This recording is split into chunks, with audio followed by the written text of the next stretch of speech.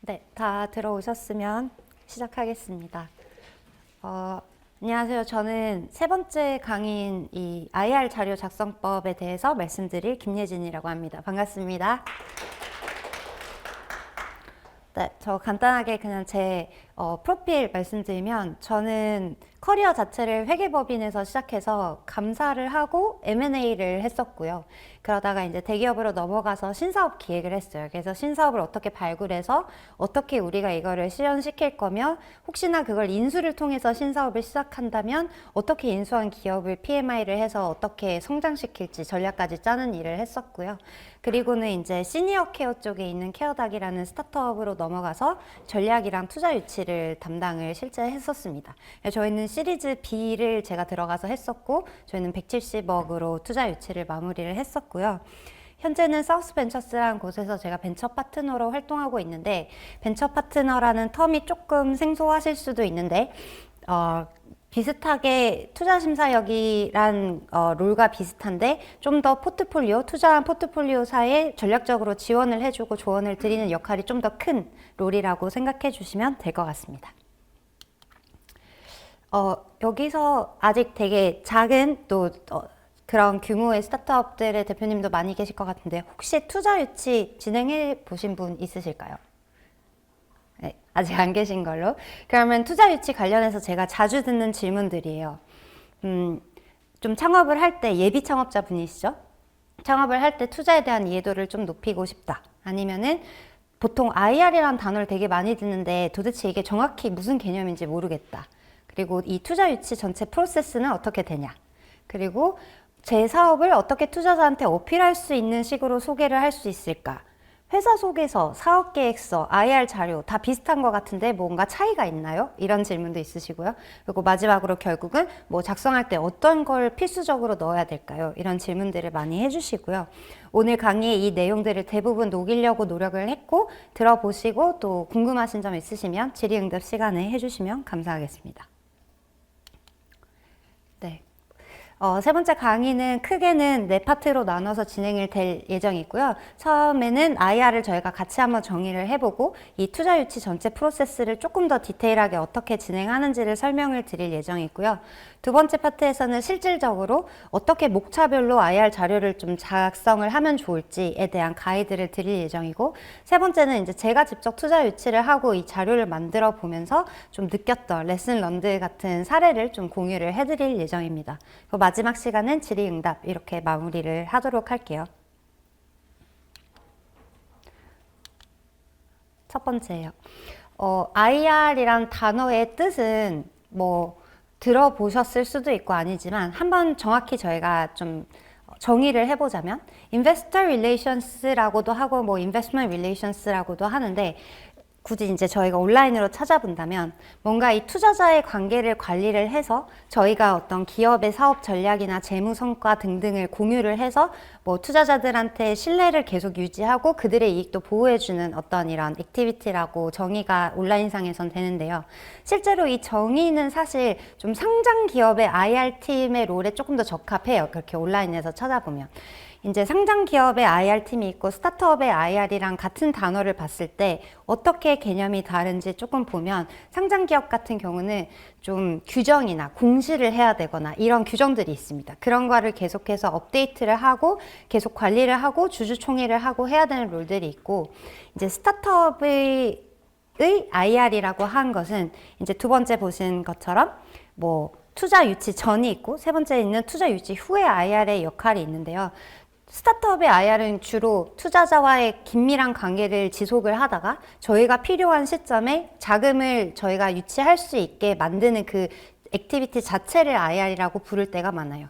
투자 유치 전에 저희가 IR을 쓰는 이제 예시를 보면 IR 덱 보내주세요, IR 자료를 보내주세요 라고 주로 얘기를 하실 때 그건 저희가 뒤에서 설명드릴 어떤 저희 회사를 보여주는 자료에 대한 단어고요. 그리고 IR 일정을 잡으시죠 라고 얘기할 때 쓰는 IR이라는 단어는 결국은 저희가 투자자와 함께 만나서 공식적으로 저희 회사와 사업에 대해서 소개를 하는 자리를 말합니다. 그리고 투자 유치 후에 그러면 IR 자체가 끝나냐? 절대 그렇지 않고요. 끝나고 나서도 IR의 역할이 계속 있는데 크게 나누면은 정기적인 것과 비정기적으로 하는 것을 나눌 수 있는데, 정기적인 거는 저희가 매달, 뭐 매년, 매 분기마다 주주들한테 계속해서 커뮤니케이션을 해줘야 돼요. 저희의 성과에 대해서 저희가 투자금을 어떻게 쓰고 있는지, 어떻게 성과를 이루고 있는지를 보여주는 게 있고요. 비정기적으로 하는 것은 뭐 감사, 예를 들어서 저희 투자사가 감사를 받을 때 저희한테 투자를 했기 때문에 공정가치를 뭐 평가를 받을 때 저희 회사한테 요구하는 자료들이 있고요. 그리고 투자금 실사라고 해서 투자를 하고 1년 정도 됐을 때 내가 너한테 투자한 금액을 어떻게 사용했는지를 알려줘 라고 하는 실사가 있어요. 그래서 그런 실사일 때도 저희가 대응을 해야 돼요. 그래서 사실은 좀 투자 후에도 끊임없이 투자자한테 대응을 해야 되는 부분이 있다는 정도 참고해 주시면 좋을 것 같습니다. 오늘은 주로 투자 유치를 위한 IR에 대한 얘기를 주로 할 예정이에요.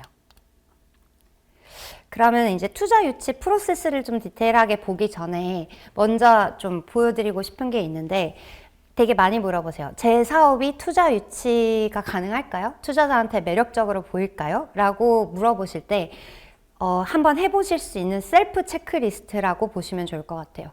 이 셀프 체크리스트에 있는 질문들, 예를 들면 나는 어떤 회사를 만들고자 하는가? 우리가 해결하려는 문제가 뭐지? 이거를 해결할 수 있는 솔루션은 뭐지?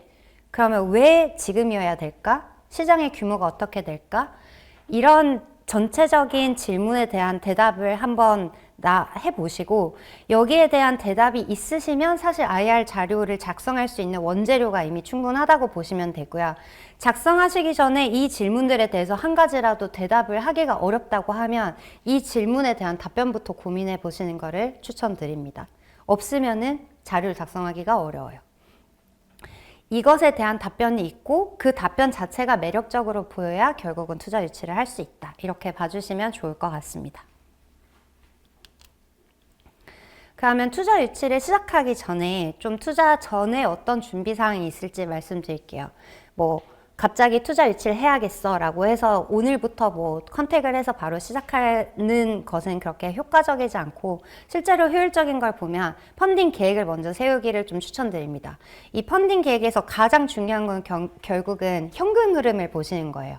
저희한테 몇 달 동안 살아남을 수 있는 현금이 남아 있는지를 먼저 계산을 하시고, 좀 길게는 6개월 전부터, 작게는 3개월 전부터 계획을 세우시는 거를 추천을 드리고요. 그리고 나서 해야 될 거는 회사 지표들을 좀 꾸준히 정리를 하셔야 돼요. 저희가 이제 투자 유치를 하겠다고 시작하고 나서 갑자기 막 투자자들이 질문이 들어와요. 주요 지표는 뭐고, 뭐 월별로 어떻게 그 지표들이 변화를 하였고 이런 걸 정리해서 주세요라고 하는데, 그때 정리를 시작하시려면 너무 힘들어요. 그렇기 때문에 특히 매출과 굉장히 관련된 주요 지표들은 약간 월별로, 분기별로, 연도별로 좀 백데이터를 갖고 정리를 시작하셔야 자료를 작성하기 쉬우세요. 이 두 가지를 가지고 이제 뒤에서 말씀드린 IR 자료까지 어느 정도 초안이 나와 있는 상태여야 투자 유치가 준비됐다고 생각하시고 그걸 가지고 투자자들을 만나시기 시작하시면 되는 겁니다. 요 세 가지 좀 참고해 주시면 좋겠고요. 그리고 앞에 첫 번째 타임에 교수님도 얘기해 주시기는 했는데, 투자자를 어떻게 하면 만날 수 있을까요? 라는 질문을 되게 많이 하세요. 그 위에서부터 확률이 높은 순서부터 밑으로 이제 확률이 낮은 순서라고 보시면 되는데, 결국은 확률이 가장 높으면서도 가장 어려운 게 소개예요. 아까 교수님도 말씀해 주셨다시피 이 VC 네트워크는 굉장히 작다 보니까 그 안에서 서로 소개를 하거나 뭐 검증된 분의 추천 이런 걸로 굉장히 많이 이루어지다 보니 평소에 좀 네트워킹을 많이 하고 소개도 받고 창업가 뭐 모임 그리고 투자자의 모임 이런 것도 결국은 뚫어 놓으셔야 소개 쪽에 확률이 좀 더 높아지고요. 그런 네트워크가 현재 없는 상태라면 사실 엑셀러레이터나 어떤 지원 기관들 뭐 여기서도 경제진흥과학원에서도 해주시지만 데모데이 같은 것에 참여를 하지 않아도 항상 데모데이가 끝나면 네트워킹 세션들이 되게 다양하게 있어요. 그런 세션들에 가서 명함도 좀 나누시고 네트워킹을 하시는 게 조금 더 접점을 만드는데 좀 좋은 방법이고요. 마지막으로는 이제 홈페이지에 있는 이메일을 보고 콜드 메일을 보내시거나 콜드콜을 하시는 건데, 현실적으로는 사실 콜드콜의 가능성은 굉장히 낮다고 보시면 돼요. 왜냐하면 이미 소개받는 딜들도 많고 검토하는 게 너무 많으시기 때문에 그 메일이 오는 숫자도 굉장히 많기 때문에 사실은 가능성이 정말 떨어진다고 보시면 되고, 만약에 하시게 된다면 절대 하나의 똑같은 메일을 여러 군데에 뿌리시면 안 됩니다. 이거는 그 채용을 할 때 저희가 지원할 때랑 비슷한데요. 보시는 담당자분이 다 똑같은 얘기, 똑같은 자료만 보낸 성의 없는 메일을 봤을 때는 열어보고 싶은 마음조차 들지 않아요. 결국은 그 투자사에 대한 공부도 하고 왜 내가 너네한테 맞을 수 있는지에 대한 어떤 후킹하는 내용이 있어야지 열어볼 마음이라도 생기기 때문에, 혹시라도 앞에 두 개 방법 말고 콜드 메일을 사용을 하신다면 꼭 이 각각 맞춤형으로 고민을 많이 하셔서 메일을 보내기를 추천드립니다. 그러면 이제 본격적으로 이 투자 유치 프로세스에 대해서 들어가 볼게요. 앞서서 또 교수님께서 좀 간략하게 프로세스를 이미 말씀해 주셨는데, 사실 이 모든 프로세스는 얘기를 하자면 굉장히 오랫동안 깊게 얘기할 수 있어요. 하나씩. 오늘은 실제로 하실 때는 다시 이거를 공부를 하시고 물어보시더라도, 오늘은 일단 전체적인 흐름을 파악하시고 각 스텝에 있어서 어떤 거를 좀 주의해서 우리가 기억하면 좋을지를 좀 파악을 하신 다음에 그 부분만 좀 오늘 알고 가셨으면 좋겠어요.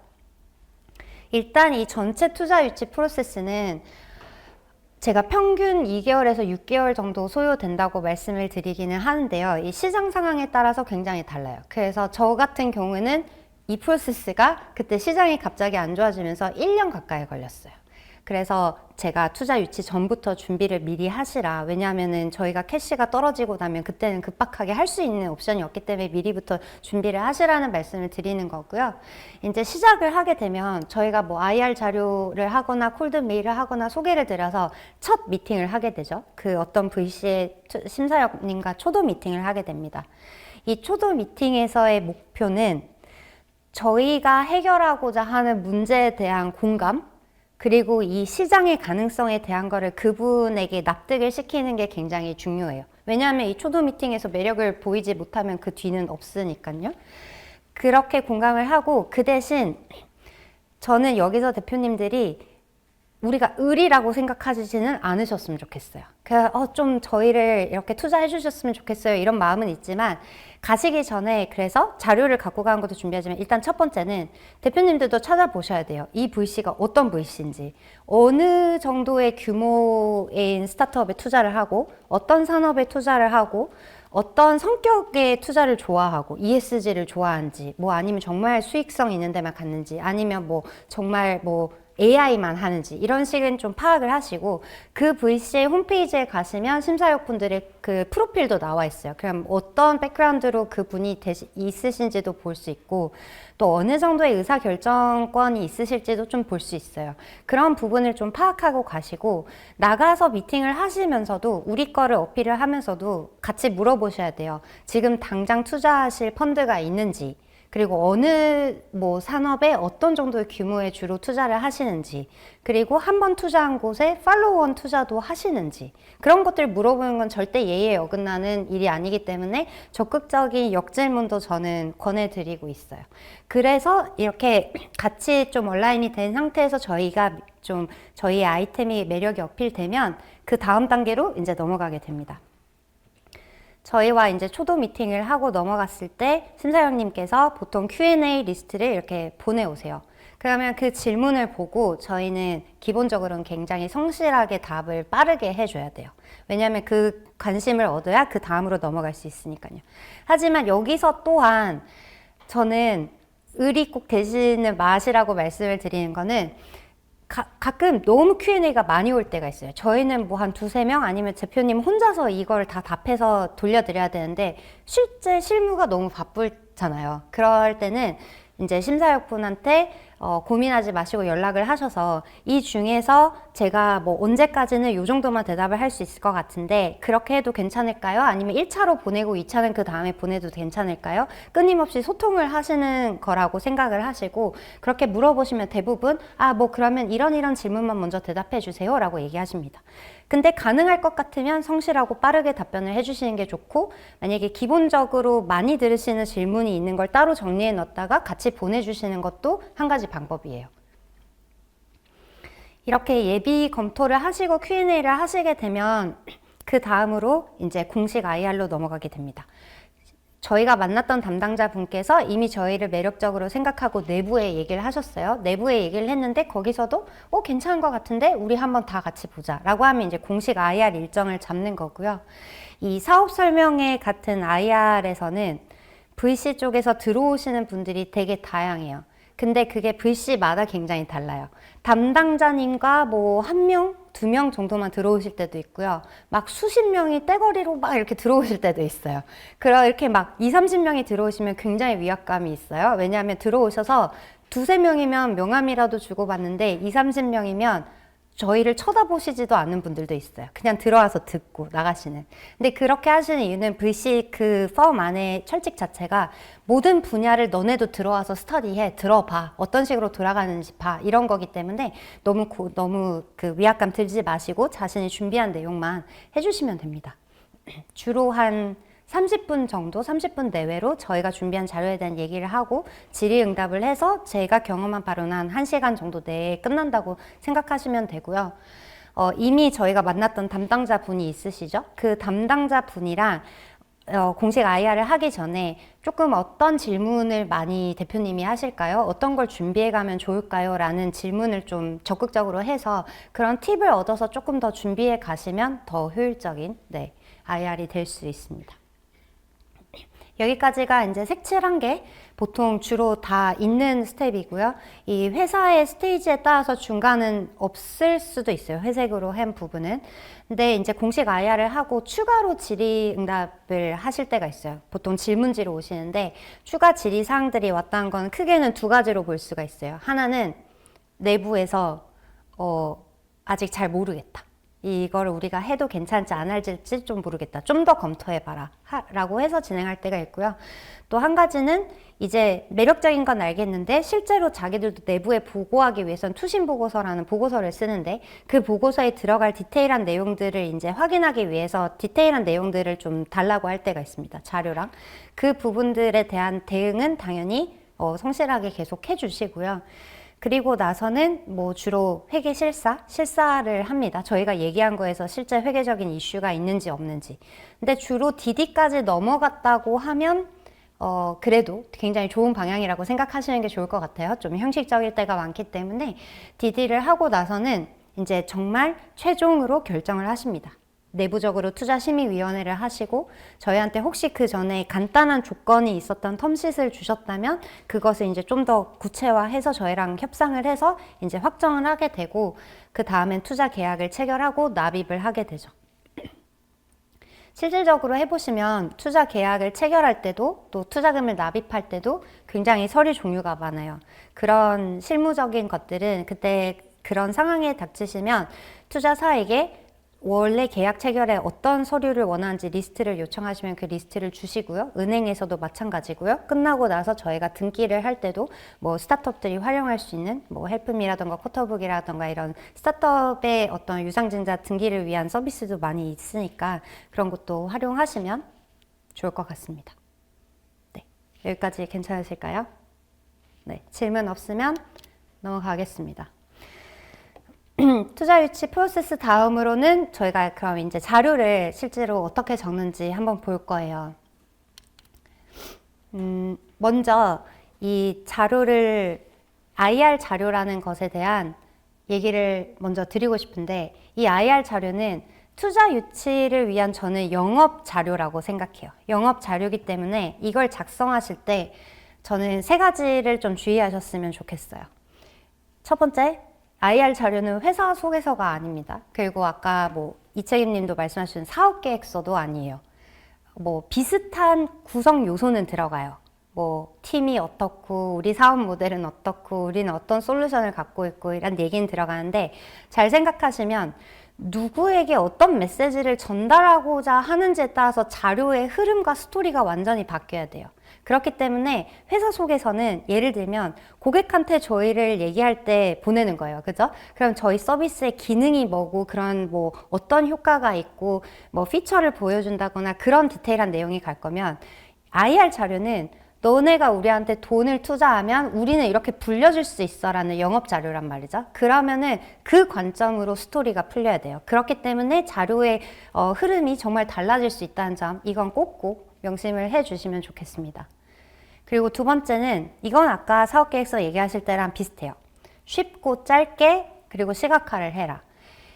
아무리 어떤 백그라운드를 가진 분들이라도 대표님들보다 이 사업이나 산업에 대한 이 지식이 깊을 수는 없어요. 그렇기 때문에 누가 봐도 초등학생이 봐도 쉽게 이해할 수 있는 워딩으로 표현을 한다라고 생각해 주시면 좋을 것 같고, 기술이 복잡할수록 제품이 복잡할수록 더더욱 어떻게 이거를 쉽게 설명을 할까에 대한 시간을 굉장히 많이 할애를 해서 고민을 해서 적어 주셔야 됩니다. 그리고 당연히 뭐 굉장히 많은 워딩보다는 시각화된 도표가 훨씬 더 이해가 빠르기 때문에 그 부분에 대해서 고민을 많이 해주셔야 되고요.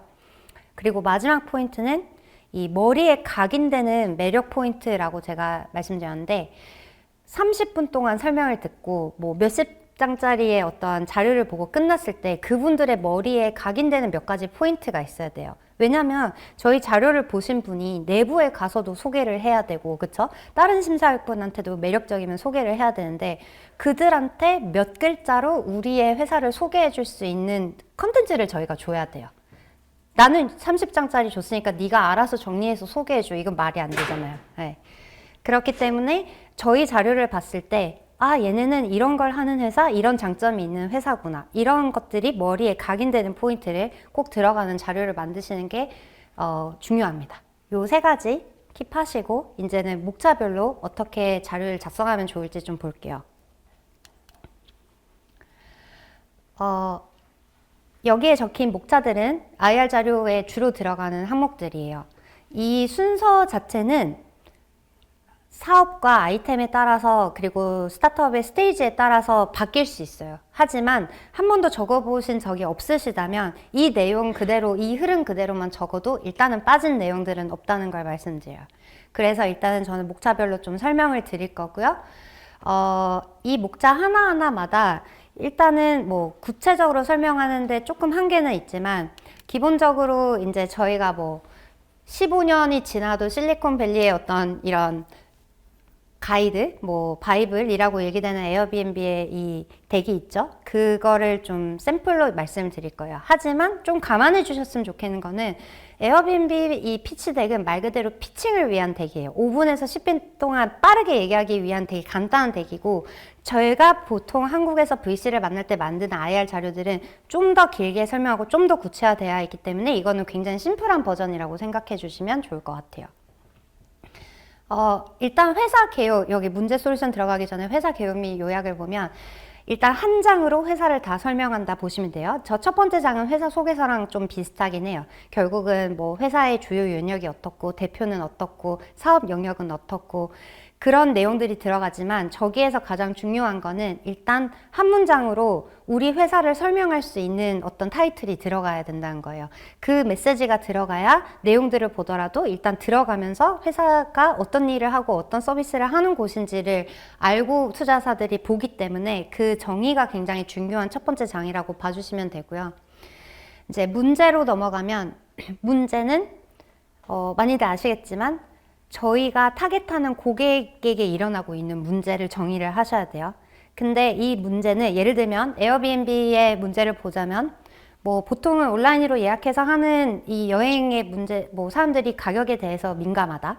근데 호텔은 뭐 이 도시에서 그리고 그 도시의 문화에서 되게 커넥션을 없애게 만든다. 근데 로컬 사람들한테 방을 빌리거나 내가 호스트가 되는 건 어렵다. 라고 문제를 써놨어요.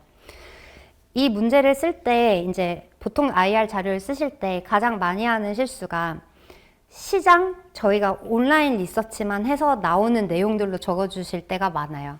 근데 그런 거는 투자사에서 그래서 고객 인터뷰는 해보셨어요? 뭐 이런 질문을 하면 바로 막혀요. 이런 이론적인 시장 조사로 나오는 문제는 큰 의미가 없어요. 그렇기 때문에 꼭 어떤 전문가 인터뷰, 고객 인터뷰, 저희가 발견한 문제, 그 상황, 이런 어떤 이 백데이터가 있는 것들을 기반으로 뾰족한 문제를 짚어주시면 좋겠어요. 뭐 고령화 사회가 지속되니까 나이 든 분들이 많아져서 뭐 그게 문제예요. So what? 이렇게 질문을 하겠죠. 그럼 그렇기 때문에 어떤 분야에 어떤 문제가 생깁니다. 그거를 우리는 해결하려고 해요. 라고 정의를 해주시는 게 가장 중요해요. 그리고 나서 나오는 게 솔루션이겠죠. 그럼 그 솔루션에 되게 맥락이 이어지는 게 그래서 우리는 이런 제품, 이런 서비스로 이 문제를 이렇게 해결하려고 합니다. 그리고 실제로 우리가 개발하려고 하는 프로덕트는 이런 모양이에요. 라고 하는 게 솔루션과 프로덕트예요. 이 부분에서는 사실 시각적인 게 들어가면 있으시다면 꼭 들어가는 게 좋습니다. 말로만 설명하기는 어렵기 때문에 이 부분에서 제가 아까 말씀드렸다시피 기술이 복잡하면 복잡할수록 간단하게 설명을 해주셔야 돼요. 네, 넘어가 볼게요. 그리고 나선 시장 규모예요. 이 시장 규모는 많이 사용하시는 형태가 이 템셈솜이라고 들어보셨을 수도 있겠지만 전체 시장, 유효 시장, 수익 시장 이렇게 구분을 해서 IR 자료에 넣으시는 분들이 많으세요. 에어비앤비 같은 뭐 케이스를 보자면 전 세계에 그냥 예약된 여행 시장, 그리고 온라인, 그리고 쌤 같은 경우는 온라인 여행 시장, 그리고 마지막에 쏨 같은 경우는 에어비앤비가 타겟팅할 수 있는 시장, 이렇게 표현을 해놨어요. 이걸 하실 때 좀 질문을 많이 받는 것 중에 하나가 저희는 없는 시장인데요. 저희는 되게 새로운 거라서 시장이 없어요. 근데 어떻게 산정을 해요? 이런 질문들을 많이 하세요. 없다고 안 보여주면 전혀 진행이 안 되겠죠. 그 없는 걸 만들어냈을 때 저는 항상 이렇게 조언을 드리는 게 제가 세상에 없던 걸 만들어냈을 때 어떤 다른 거를 쓰시다가 그거를 쓰시지 않고 넘어오시는 분들이 있을 거잖아요. 저희가 만들어낸 제품이나 서비스가 대체할 수 있는 것, 그 대체할 수 있는 시장이 있는 시장이에요. 그 시장에서 어떤 로직을 어떻게 우리가 갖고 와서 돈을 벌 수 있는가의 로직을 보여주는 게 시장 장표이기 때문에 단순히 시장이 크다는 걸 보여주는 것도 의미가 있고 우리가 타겟하는 시장이 성장한다는 걸 보여주는 의미도 있지만 결국은 논리적으로 그분들이 이걸 이해해서 논리적으로 봤을 때도 이게 크겠구나, 얘네가 가져올 수 있는 시장이 이만큼 있겠구나 라는 거를 납득시키는 시장이기 때문에 형식적이지 않고 굉장히 고민을 많이 하셔야 되는 시장이라고 알아주시면 좋겠어요.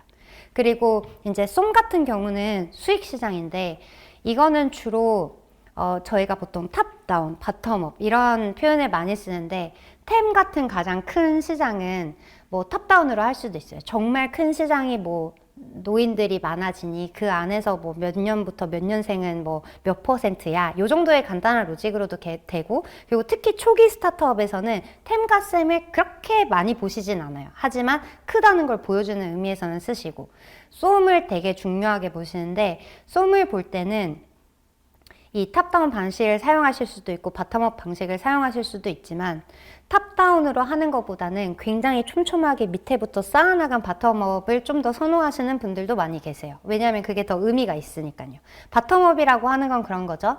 저희가 이 정도의 가격 수준의 제품이나 서비스를 냈는데 이 정도의 인구 수가 우리를 사용하실 거니까 저희는 이 정도는 사용하시니까 이 정도 시장 규모가 나온다고 봐요 라고 얘기하는 것과 뭐 10조짜리 시장인데 저희가 1%만 먹어도 뭐 1000억짜리 시장 아니겠어요? 이렇게 얘기하는 거는 사실 와닿는 게 작죠. 그렇다 보니까 바텀업이 조금 더 의미가 있다고 봐주시면 좋을 것 같아요.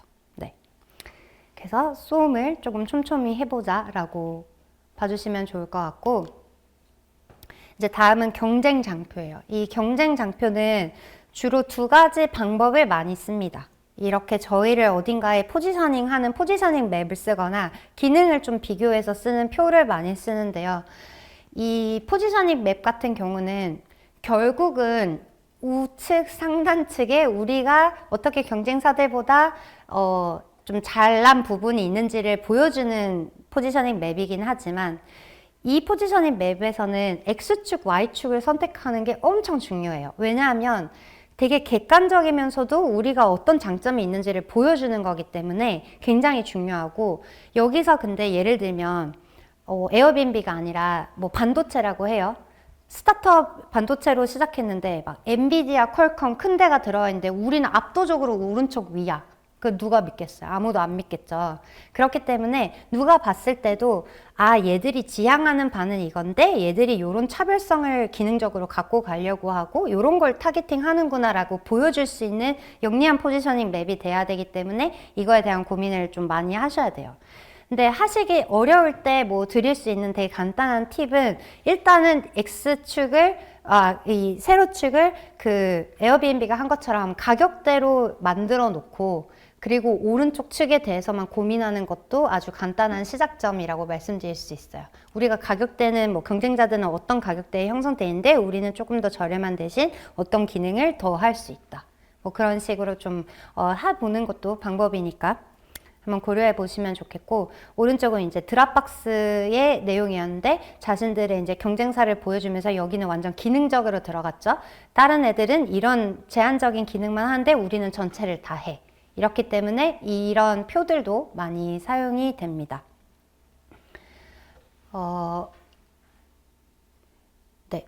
일단은 경쟁은 이렇게 일단은 알아주셨으면 좋겠고, 다시 한번 말씀드리지만 우리가 무조건 잘났어, 다른 사람들은 못 따라가 아닌, 누가 봐도 현실적으로 경쟁은 되지만 어떤 차별성을 가지고 가는지만 잘 보여주면 좋겠습니다. 네.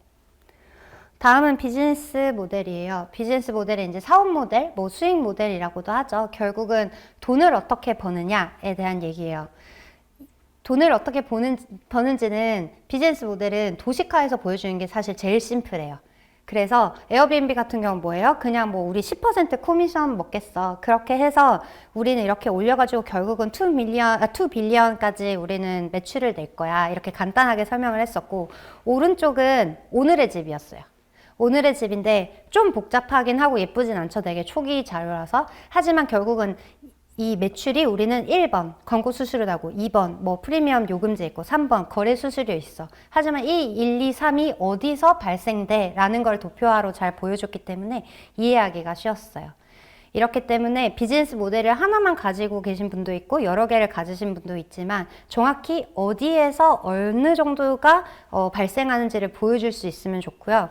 만약에 매출이 아직 발생하지 않는 초기 기업이다 했을 때도 이 장표는 되게 중요해요. 왜냐하면은 어떤 구조로 우리는 앞으로 매출을 발생시킬 거다라는 거를 정확하게 보여줘야 이게 발생 가능하겠구나 라고 인지를 하시기 때문에 매출이 아직 나지 않으시더라도 이 구조를 갖고 가는 게 굉장히 중요합니다. 그리고 이 다음 목차인 KPI는 이렇게 별도의 공개되어 있는 장표를 가져오기가 좀 어려워서 예시가 없어서 계속 여기서 말씀드리면, 이 비즈니스 모델을 얘기하고 주요 지표를 얘기하는 게 굉장히 중요한데요. 주요 지표 어떤 게 있을까요? 일단은 이 사업 모델과 관련된 거니까 일단 거래액, 매출액 무조건 들어가야 되죠. 거래액, 매출액. 그리고 나서 주요 지표가 뭐가 있을까요? 예를 들면 뭐 이커머스라고 하면 뭐 하루에 방문자 수도 있을 거고, 구매자 수도 있을 거고, 재구매율도 있을 거고, 그죠? 근데 그게 모든 게 매출과 되게 연관된 굉장히 가까운 지표들, 핵심 지표들에 대해서 그 지표들이 매월, 매분기, 매년 어떻게 변화하고 있는지, 성장하고 있는지를 보여주는 게 굉장히 중요한 장표입니다. 그거는 무조건 백데이터로도 요청을 하시기 때문에 장표에도 들어가고 백데이터도 가지고 계신 거를 요청드려요. 그리고 이게 만약에 앱이다. 앱이면 뭐 인스톨 수 있겠죠? 가입자 수 있겠죠? DAU, MAU 그런 게 있겠죠? 그런 것까지 다 넣어서 어떻게 하면 우리가 장점으로 가지고 있는 핵심 지표를, 매출과 직관된 지표를 어떻게 우리가 빠르게 성장하고 있다는 걸 보여줄 것인가의 장표이기 때문에 좀 잘 골라서 넣으시는 게 중요합니다. 비즈니스 모델도 얘기했고 저희가 KPI까지 보여주고 나면 결국은 그 다음에 오는 거는 이제 비즈니스 플랜과 재무 목표예요. 이 장표에서는 보여주려는 게 이제 투자자들한테 보여주는 건 미래 청사진을 보여주는 거예요. 우리는 지금은 이렇게 보이지만 우리가 어느 정도까지 클 수 있어 라는 어떤 비전을 보여주는 거고, 그 비전을 보여줄 때 이게 말도 안 되는 비전이 아니라 정말 말이 될 수 있고 현실 가능한 비전을 보여주는 게 중요하기 때문에 어떤 마일스톤을 끊어서 보여주는 게 좀 중요합니다. 뭐 예를 들어서 오늘의 집 같은 경우는 숫자적으로는 들어가지 않았지만 인테리어 디자인 플랫폼으로 출발을 했지만 우리는 이렇게 올라가서 결국은 인테리어 원스톱 플랫폼이 될 거예요 라는 청사진을 그려주고요. 그리고 이 위에 예시 같은 경우에는 아예 분기별로 끊어서 그 기술 스타트업 같은 경우에는 우리는 어떤 기능을 개발해서 이때 추가할 거고요, 뭐가 추가될 거고 뭐가 추가될 거고요, 그런 식으로 기능으로서도 성장 가능성을 보여주는 로드맵 두 종류가 있습니다.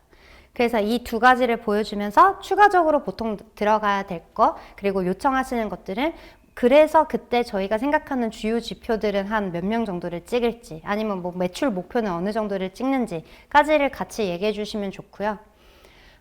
그 비즈니스 플랜과 같이 연결돼서 결국 나오는 게 재무 목표겠죠. 보통은 한 3개년에서 5개년 계획을 요청을 하시고, 아직은 굉장히 초기 스타트업들이시긴 하지만 한국 자체의 투자 시장이 지금 좋지 않고, 그리고 굉장히 보수적으로 많이 변화하고 있기 때문에 시드 단계부터도 이제 재무 계획을 요청하는 분들이 많으세요. 분명히 뭐 약간 소설처럼 들릴 수 있겠죠. 왜냐하면 너무나도 가정이 들어가는 거니까. 하지만 그렇게 해도 그분들은 보고서에 그 내용들이 들어가기 때문에 대표님들이 직접 그걸 작성해서 주시는 게 너무 필요하고요. 그리고 이거를 잘 사용하셔서 저는 내부 전략에 반영을 하시면 좋을 것 같아요. 이게 단순히 돈을 받기 위한 목표의 어떤 재무 계획이 아니라 실제로 이런 그림이 나와야지 내 사업이 매력적으로 되구나라고를 사용하실 수 있는 재무 자료가 분명히 될 수 있거든요. 그렇기 때문에 이 투자자들이 재무 계획을 볼 때는 어떤 걸 보냐면, 그 결과적으로 영업이익률이 뭐 마이너스에서 언제 손익분기를 찍고 언제 영업이익률이 나는지를 보는 것도 크지만 결국은 그 가정들을 봐요.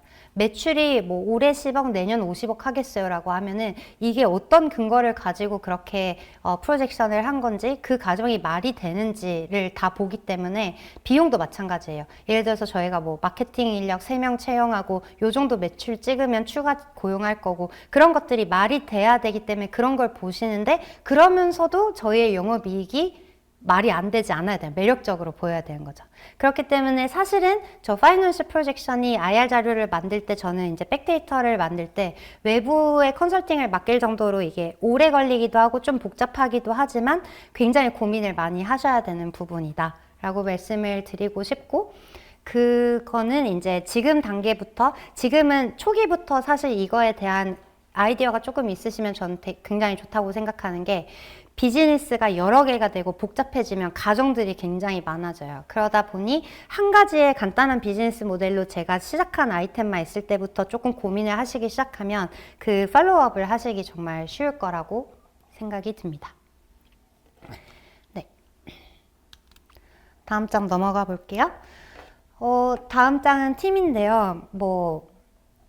팀에 뭐 할 얘기가 있나 이렇게 생각하실 수도 있지만, 이제 보통 초기에는 대표님을 되게 많이 보죠. 그리고 팀 구성원이 어떤 뭐 경력인지 보고 어떤 학력인지 보고 이런 얘기는 많이 들으셨을 것 같은데, 이 페이지에서 한 가지만 기억해 주셨으면 좋겠는 거는, 이 정말 보여주기 위한 그냥 학력과 경력 나열이 아니에요. 이 페이지에서 저희가 전달하고자 하는 거는 우리가 앞에서 얘기한 문제를 해결하기 위한 솔루션을 제일 잘 만들 수 있는 사람들이 왜 이 사람인지를 보여주는 거예요. 시장에서 왜 다른 사람이 아니라 우리 팀, 왜 내 팀원들이 이걸 제일 잘할 수 있는지, 그거에 대한 메시지를 전달하는 거기 때문에 그 메시지를 주기 위한 경력과 학력과 이 프레젠테이션을 생각하는 게 정말 중요합니다. 불필요하게 많이 적으실 필요는 없어요.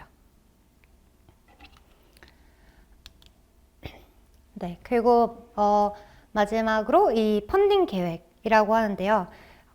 보통 IR 자료의 끝에 저희는 어느 정도의 투자 금액을 유치를 하고 있고, 이 금액을 받았을 때는 어디에 자본을 활용할 계획입니다 라는 거를 많이 쓰세요. 그리고 많이 요구하시기도 하고, 예를 들어서 뭐 그때 에어비앤비는 저희한테 돈을 투자를 해주시면 저희는 8만 건의 트랜잭션을 만들어서 2밀리언의 레버뉴를 내겠어요. 이렇게 얘기를 하셨는데요. 조금 더 현재 IR 자료에는 좀 더 디테일하게 들어가요. 예를 들어서 2, 30억 아니면 뭐 5억을 유치한다 하면 저희 회계 어떤 계정별로 얘기를 할 때도 있어요. 뭐 인건비 저희 한 2억에 뭐 임차료 1억에 뭐 개발비 어느 정도 들어가요. 이렇게 얘기를 하실 때도 있고, 아니면 예를 들어서 뭐 오프라인 어떤 사업장을 만드신다고 하면 오프라인 사업장 하나 셋업하는데 뭐 저희 2억 나오는데 뭐 내년에 저희 이거 3개 열 거예요. 그래서 6억 필요해요. 이렇게 말씀하시는 것도 로직이 괜찮고요. 그게 편하신 로직으로 설명을 하면 되고, 그리고 우리가 이걸 받았음으로 인해서 어떤 목표를 이룰지를 적어주시면 투자자분들은 굉장히 좋아합니다. 실제로 그걸 내부 목표로 잡으면 좋아서 결국은 아까 말씀드린 비즈니스 플랜과 재무 목표와 이런 것들이 다 유기적으로 연결이 돼 있어야 말이 되겠죠. 펀딩 계획까지 적으시면 일단은 1차적으로 IR 자료는 끝이라고 보시면 되고, 이 제가 추가로 넣은 거는 차별적 경쟁력인데, 이거는 케바케라서 제가 마지막에 넣었지만 순서는 어디든 상관이 없어요. 뭐 에어비앤비 같은 경우는 이미 시장에서 1위를 하고 있었기 때문에 그런 부분을 얘기할 수 있었지만, 예를 들면 차별적 경쟁력은 그런 게 있을 수 있죠. 저희가 뭐 특허를 내고 있는 거, 아니면 특허를 받은 거, 아니면 우리는 뭐 학교에서 뭐 창업을 시작하게 된 계기, 아니면 병원과 협업을 하는데 우리는 독점 계약을 갖고 있어. 이 뭐든지 누군가가 우리 걸 똑같이 했을 때 허들이 될 수 있는 뭔가 경쟁력을 가지고 있다면 그 모든 거를 적어주시는 게 좋습니다. 그래서 이 한 장은 추가적으로 플러스 알파로 제가 말씀드린 거라고 기억해 주시면 될 것 같아요. 네.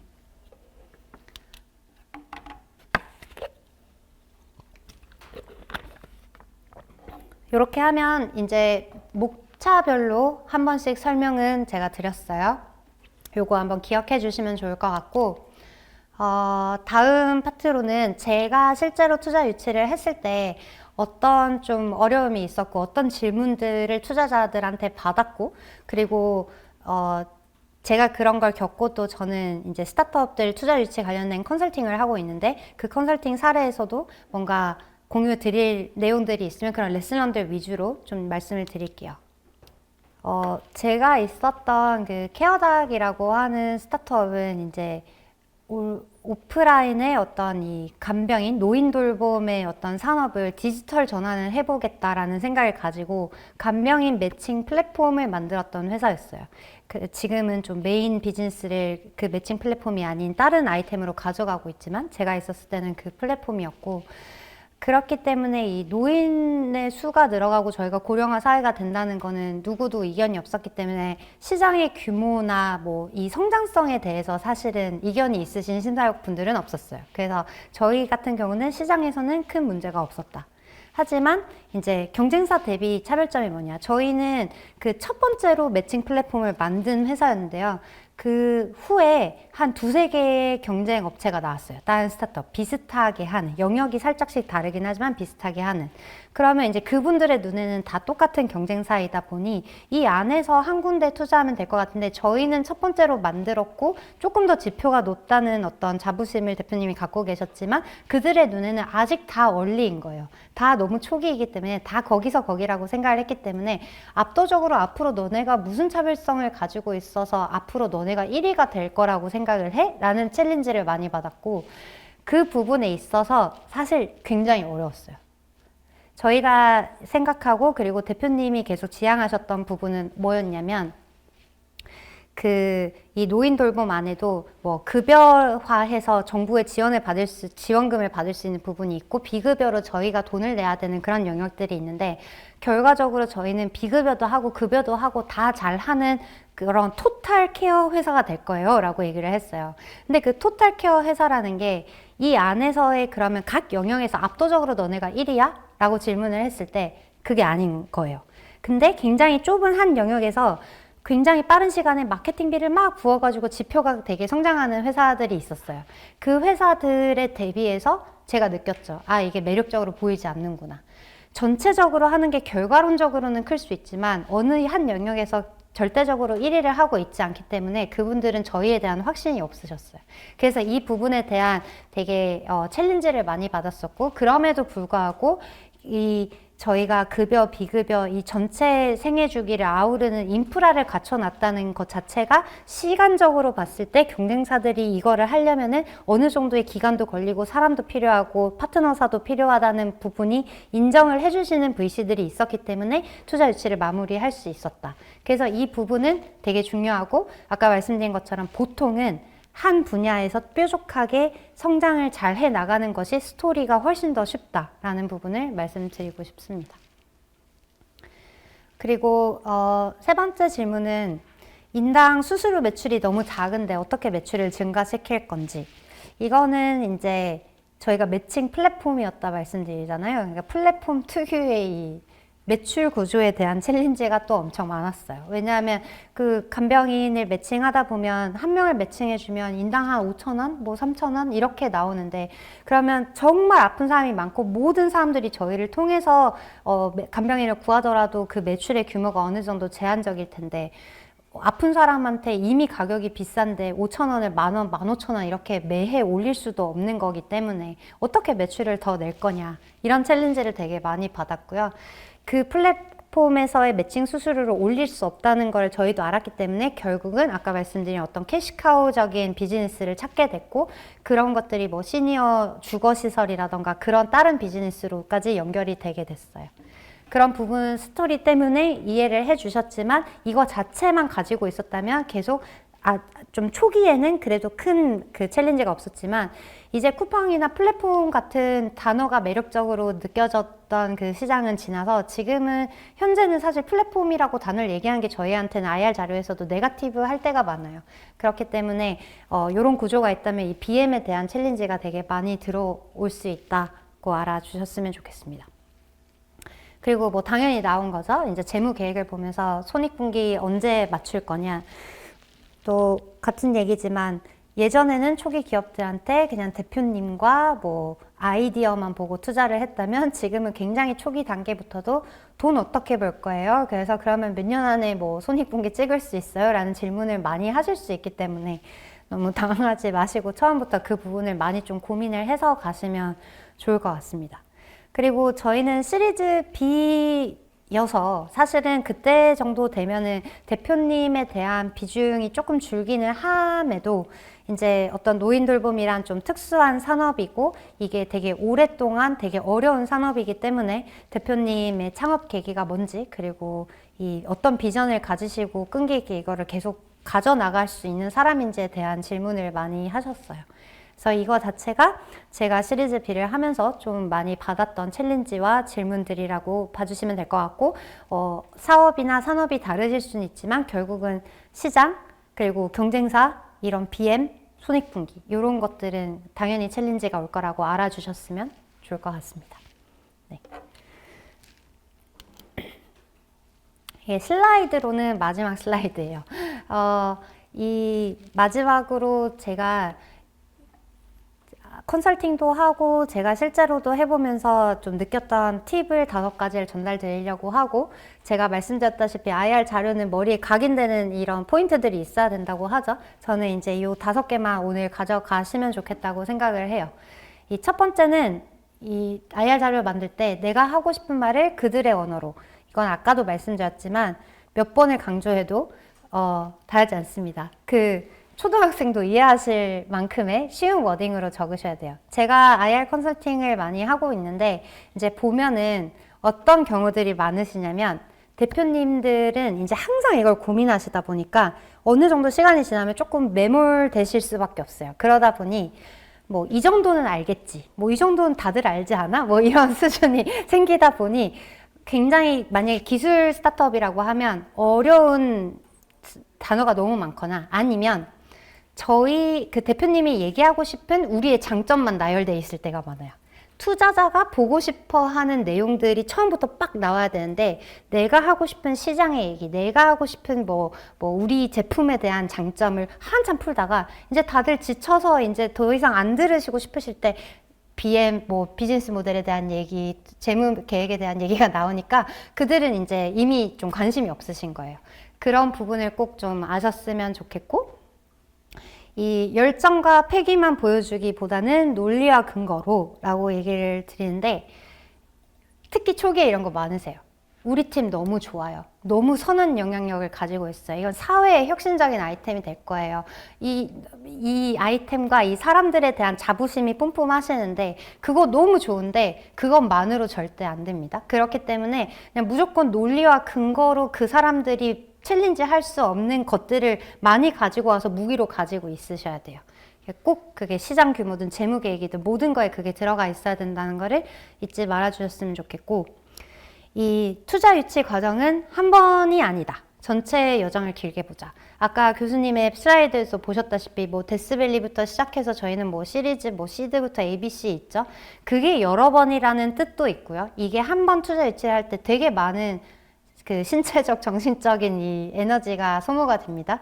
그래서 그게 여러 개가 있으니까 안배를 잘 하셔야 된다는 뜻도 있고, 이 또 다른 하나 말씀드리고 싶은 거는 투자 유치 자체에 들어간 시간이 많아요. 그러니까 저희가 초기잖아요. IR 자료 작성도 해야 되고 Q&A 대응도 해야 되고 주주가 생기면 관리도 해야 되고, 그러다 보면 실무를 내실을 못 따질 때가 너무 많아요. 근데 내실을 못 따지면 뭐 엔젤 투자자한테 받으셨어요. 그 다음에 시드 투자 받으려고 했는데 이 사이에 성장한 걸 보여줘야지 누가 투자를 또 하실 거잖아요. 근데 이 투자 유치 과정에 너무 힘을 쏟느라 내실이 안 다져지면 퍼포먼스가 안 나면 그 다음 투자가 더 어려워져요. 그렇기 때문에 이 밸런스를 맞추는 게 저는 너무너무 중요하다고 생각이 되고, 너무 그런 스타트업을 뭐 제가 다녔던 곳 포함해서 너무 많이 봤어요. 그렇기 때문에 내실을 잘 가져가는 스타트업은 투자가 따라오지만 투자 유치만 열심히 하는 곳은 내실이 따라오진 않습니다. 꼭 그거는 명심해 주셨으면 좋겠고, 네 번째 포인트. 반짝하는 영업은 가능성을 낮춘다. 꾸준한 노력은 필수. 이거는 아까 말씀드린 그 소개, 네트워킹 이런 거랑 비슷해요. 저희가 투자 유치를 해야 돼서 오늘부터 갑자기 사람들을 만나고 우리 회사를 소개하고 다니면은 가능성이 훨씬 줄죠. 그래서 평소에 어느 정도 일을 내실을 다져가면서도 조금의 네트워킹의 노력은 꾸준히 가져가시는 게 필요하고, 물론 투자 유치를 시작하셨을 때 조금 마케팅비를 더 부어서 뭐 우리가 PR을 한다거나 좀 KPI 지표들을 좀 높여가지고 매력적으로 보이게 한다거나 이런 노력들은 필요해요. 하지만 기본적으로 꾸준한 영업을 하다가 저희 이런 거 필요할 것 같은데 이때쯤 할 것 같아요. 계속 보여드릴게요. 손가락 보여주다가 저희 이때 필요해요. 투자해주세요 라고 얘기하는 게 훨씬 더 가능성을 높이니까 이 부분도 좀 기억해 주셨으면 좋겠고, 마지막은 불필요한데 힘을 빼지 말자예요. 불필요한데 힘을 빼지 말자는 IR 프로세스가 길다 보니, 예를 들어서 저희가 IR을 했어요. 어떤 VC에서 했어요. 저희는 여기가 너무 투자를 해줬으면 좋겠어요. 그 피드백을 준다 그랬는데 막 한 달이 넘어도 피드백이 안 와요. 그럼 우린 간절하니까 막 카톡도 하고 전화도 하고 심사장님 막 이렇게 해요. 그러면 이제 심사장님들은 저희 검토 중입니다. 좀만 더 기다려주세요. 좀만 더 기다려주세요 하는데 거기에 매달리지 마세요. 일단 한 달 넘어서 연락이 안 오면 저는 그냥 일단은 안 된다고 생각하시고 넘어가는 게 더 빠르다고 생각해요. 그래서 오면 플러스 알파인 건데 그거를 기대하고 매달리고 연락하는 소통의 시간은 정말 불필요하기 때문에 그런 것에서는 힘을 좀 안 빼시면 좋겠고, 마지막 한 가지는 지금 대표님들한테는 좀 해당이 안 될 수 있지만 조금 스타트업이 크다 보면 이런 VC 투자 말고 M&A를 생각을 하는 그런 전략적 투자자라고 하죠. 대기업이나 어떤 기업들이 투자를 하려고 하는 데가 있어요. 근데 그런 기업들이 투자를 할 때는 아직 한국에서는 스타트업 투자를 많이 해본 기업들이 많지 않아요. 그분들은 뭘 많이 해봤냐면 M&A를 많이 해봤어요.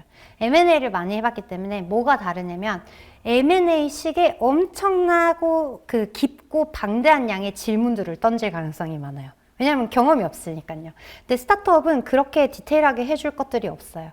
근데 그런 게 오면 사실은 예를 들어서 뭐 CJ에서 연락이 왔네? 너무 좋겠다. 걔들이 우리를 살면 얼마나 좋을까? 뭐 이런 생각을 할 수 있는데 그 과정이 굉장히 복잡할 뿐더러 잘 안 될 가능성도 충분히 있기 때문에 어느 정도 내가 에너지를 쓸 수 있는 만큼만 들어가서 질문을 쳐내고 대답을 해주고 그들의 피드백을 보고 조금 우리도 가늠을 하면서 진행하는 게 낫지, 무조건 여기가 오니까는 성심성의껏 뭐 한 달을 써서라도 여기 대답하고, 저는 그런 에너지는 안 쓰셨으면 좋겠습니다. 네. 그래서 이 IR 자료를 제가 말씀드린 오늘 이런 내용들로 다 작성을 하시고 나면 보통은 제가 추천을 드리는 거는 20장을, 메인 자료는 20장을 안 넘기기를 조언을 드려요. 하고 싶은 얘기가 많으면 정말 메인 장표들 말고는 나머지 전부 다 어펜딕스에 그냥 넣으세요. 넣으셔서 질문이 나왔을 때 보여주시고 싶으면 그때 보여주시면 되는데 메인 장표가 20장이 넘어가면요, 그 얘기가 이어지지도 않고 흐름도 끊기고 기억도 나지 않아요. 그렇기 때문에 좀 줄이는 걸 하고, 이제 제가 컨설팅을 할 때도 제가 최근에 컨설팅한 그 회사 같은 경우에는 60장이었어요. 60장. 그래서 이제 그거를 20장으로 바꾸는 엄청 큰 공사를 했는데, 그분 대표님께서 말씀하셨던 건 그런 게 있었어요. 이 투자자를 만나면 이 관점의 질문을 하고, 이분은 이런 질문을 하시니까 질문의 대답을 다 자료에 녹이려고 하다 보니까 자료가 많아졌다. 근데 그거는 정말 의미가 없고, 그런 것들은 다 어펜딕스로 빼시고 초반부터 끝까지 내가 하고 싶고 주장하고 싶은 그런 스토리만 일관적으로 가져가는, 자료를 가져가는 게 가장 맞기 때문에 또 결국은 저희가 이거는 무기를 잘 준비를 한 상태에서 그 다음에 저는 운의 영역도 분명히 있다 생각해요. 저희는 논리와 근거로 준비를 했지만 또 인연이 닿는 VC는 정해져 있고 또 언제가 나타나기 마련이기 때문에 좀 기죽지 않고 하셨으면 좋겠습니다. 네. 일단 강의는 여기까지 하고 그 Q&A 식으로 넘어가도록 할게요. 이거는 뭐 간단하게 저는 말씀드린 것처럼 IR 컨설팅을 하고 있고 기존 자료가 있으실 때 뭐 여기에 대한 코멘트를 드리거나 피드백 드리는 일도 하고 있고요. 아예 자료가 없으실 때 처음부터 작성을 같이 하는 부분도 하고 있고 투자자분들 매칭하는 것까지 같이 하고 있어서 혹시 도움이 필요하시다면 또 언제든 연락 주시면 또 같이 도움을 드리도록 하겠습니다. 해외도 가능합니까? 해외 투자자는 현재는 몇 개 국가만 가능합니다. 미국, 그리고 뭐 베트남, 프랑스 이 정도까지는 매칭 가능하고 다른 분들이 이제 저희가 같이 찾아드리는 노력을 할 수는 있고 바로 연결된 곳은 거기입니다. 네. Q&A로 넘어가도록 할게요. 질문 있으시면 바로 주셔도 되고 저도 이책임님처럼 FAQ를 준비하긴 했는데 저는 2개밖에 없어가지고 그걸 먼저 하고 질문하실까요? 아니면 질문 있으실까요? FAQ 먼저 할까요?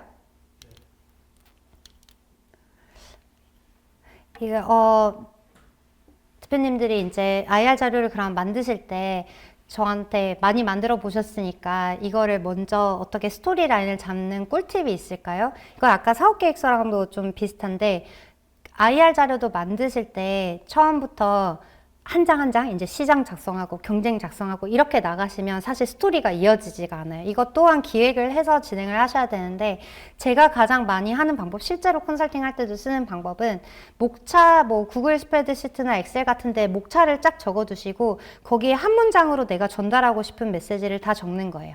우리는 어떤 문제를 해결하고자 합니다. 우리는 어떤 서비스와 제품으로 이런 문제를 해결하고 이런 효과가 납니다. 이런 식으로 결국은 그 내용들이 나중에 자료의 헤드 메시지로 들어가게 돼 있고요. 결국은 심사역분들이 이 자료를 보고 밑에를 디테일하게 보지 않아도 그 한 문장씩만 쭉쭉쭉쭉 20장을 읽어 나갔을 때 머릿속에 남고 그 스토리가 이어지는 스토리를 쓰는 게 저만의 팁이고 실제로도 그게 도움이 많이 되기 때문에 그렇게 하시는 걸 추천을 드립니다.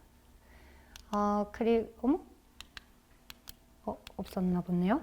하나 더 있었던 거는 질문 주셨던 거는 IR 피칭을 CEO가 해도 뭐 해야 되나요? 아니면은 뭐 CFO나 다른 분이 하셔도 되나요? 라고 질문을 주신 분이 있었어요. 제가 생각했을 때는 초기에는 대표님들을 무조건 좀 해달라고 하시는 것 같아요. 그리고 그게 A, B로 가도 사실은 VC 쪽에서는 대표님이 오시는 거를 선호해요. 왜냐면 대표님을 직접 보고 이 사람이 계속 이거를 끈기 있게 끌어나갈 건가를 궁금해 하시기 때문에. 하지만 이제 뭐 대표님의 피칭의 어떤 역량이나 아니면 어떤 사람들한테 전달하는 능력이 조금 다른 분이 있으시다고 하면 이제 그런 분들을 같이 피칭을 하시는 경우를 봤는데 그거에서 조심하셔야 되는 부분은 정말 아예 스크립트가 있어서 이 부분까지는 대표님이 하시고 기술 부분은 CTO님이 하시고 그런 게 아니라면 저는 같이 쉐어하는 스크립트가 있는 걸 추천드려요. 왜냐하면 각자 백그라운드가 다르기 때문에 각자 강조하시는 피칭 스타일에 따라서 내용이 굉장히 달라져요. 그래서 제가 봤을 때는 CFO님이 하실 때는 숫자적인 부분만 너무 얘기하시고, 대표님은 자신의 비전만 얘기하시고, 뭐 테크 하시는 분들은 기술만 얘기하시고, 이런 게 많아서 여러분이 나눠서 혹시 하시게 되거나 한다면 꼭 그런 스크립트나 순서를 좀 나누어서 네, 같이 쉐어하셔서 하시는 걸 네, 조언드립니다. 네, 예정한 시간보다 빨리 끝나긴 했는데 내가 오늘 강의 들어주셔서 감사합니다. 네.